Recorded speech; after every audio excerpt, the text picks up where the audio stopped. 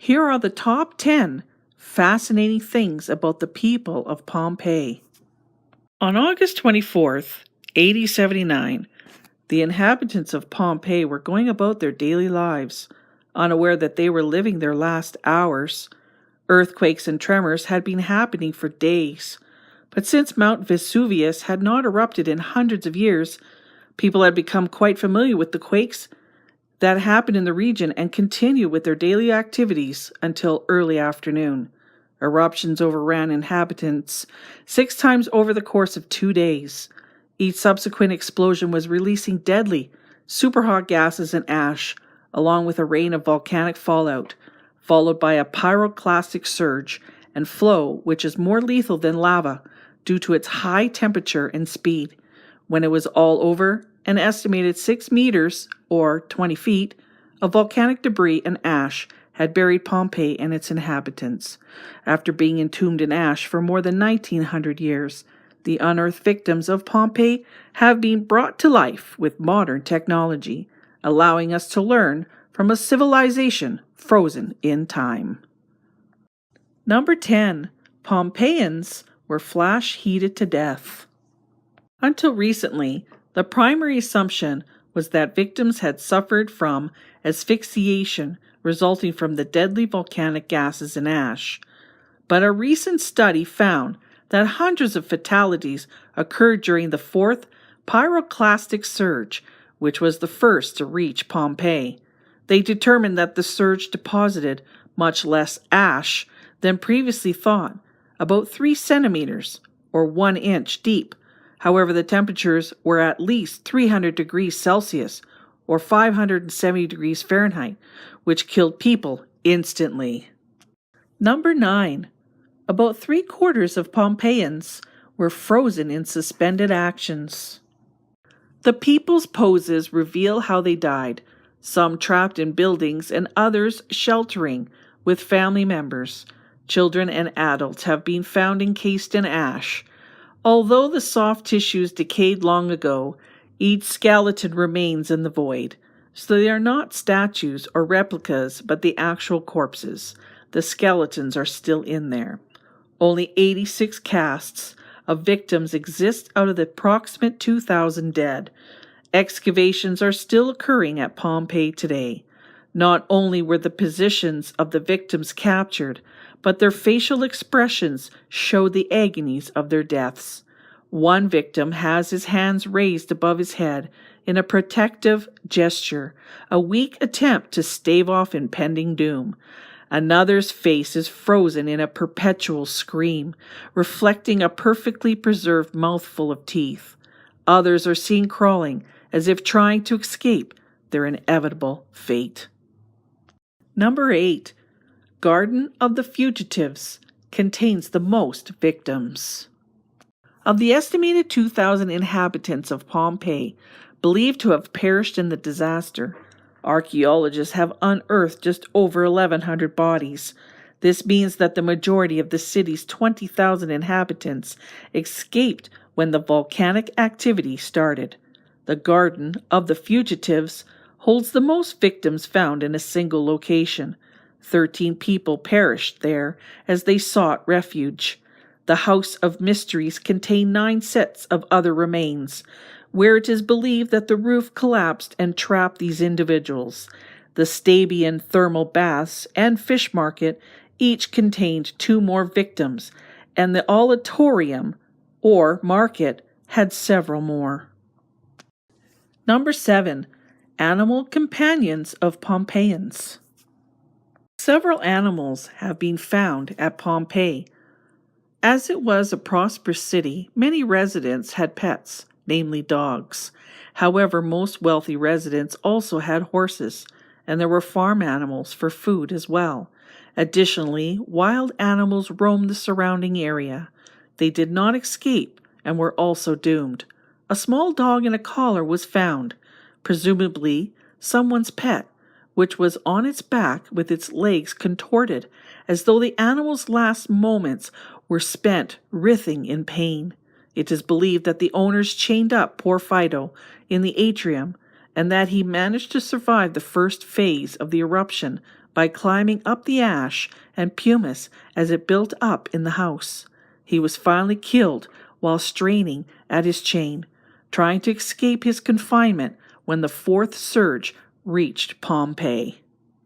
Number 6. Exotic food and the ketchup of Pompeian life. A perfectly preserved loaf of ancient bread was found under layers of dust and ash. It was untouched, round, scored into 8 sections, and clearly stamped by the baker. Bakeries of the era were required to stamp their loaves to mark the source. This particular loaf maintained its shape and texture through volcanic eruptions and centuries buried under 9 meters or 30 feet of ash and earth. Researchers have analyzed materials from kitchens and restrooms and even ancient petrified poop. They were able to determine that grains, lentils, olives, eggs from poultry, nuts, fish, and meat were standard fare. For the more upscale citizens, imported foods were found, such as exotic spices, shellfish, sea urchins, flamingos, and even giraffes. Archaeologists found a giraffe's leg as scrap at a restaurant. Lastly, Pompeians had a fascination with garum, a fermented fish sauce derived from fish intestines. The salted fish were left to ferment or rot over the course of 2 months in the sun. Some have likened it to Thai fish sauce. But for ancient Pompeii, it was considered the ketchup of the time, although the best garum was expensive. Number 5. Say cheese. Pompeians had great teeth. Recent scans reveal that the people of Pompeii had surprisingly great pearly whites for the era, which means they had remarkably good health. This was because the diet of the locals was high in fruits and vegetables and low in sugars. AD 79 was not a time known for proper dental care, yet the dentistry for the citizens of Pompeii was far above average. Number 4. The 2 maidens are actually men. This recognizable image was previously believed to be 2 women in a touching embrace as they faced their impending demise. They were called the 2 maidens when archaeologists discovered them.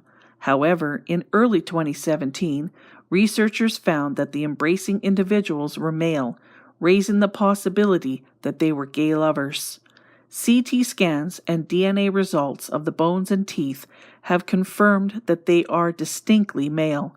Researchers have further confirmed that the 2 are definitely not related, as in brothers or father and son. DNA results have identified one to be aged 18 to 20 and the other to be aged 20 or older. Number 3. Pompeians were a lascivious bunch.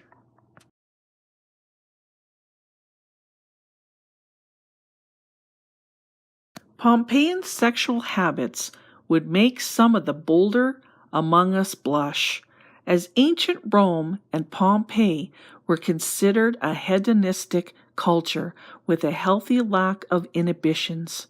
Pompeii was rediscovered for the first time in the late 16th century by workers who were digging to change the course of the river Sarno. They called in Italian architect Domenico Fontana.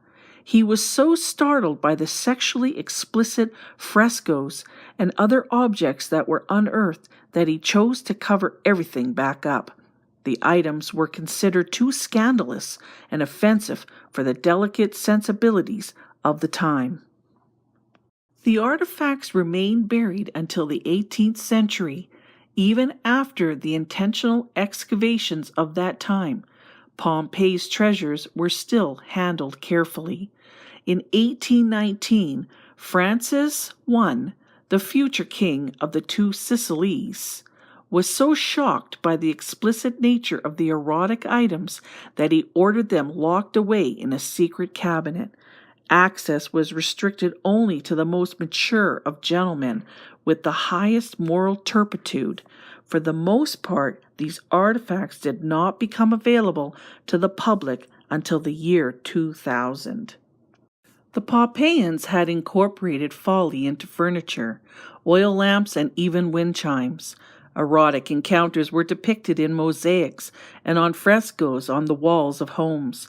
Erotica was everywhere. Brothels were quite famous in ancient Pompeii, and approximately 35 establishments existed at the time of the eruption.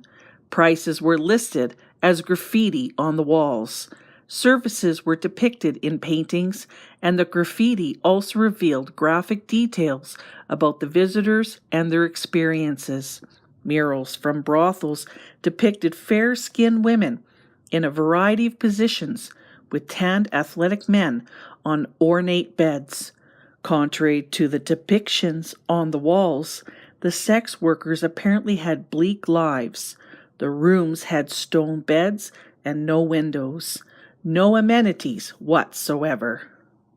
Number 2. The Shackled Slave. Despite the many excavations of Pompeii, the dark history of slaves is still somewhat elusive. All that is known was obtained from the paintings, frescoes, and mosaics that were found with the cast of one victim.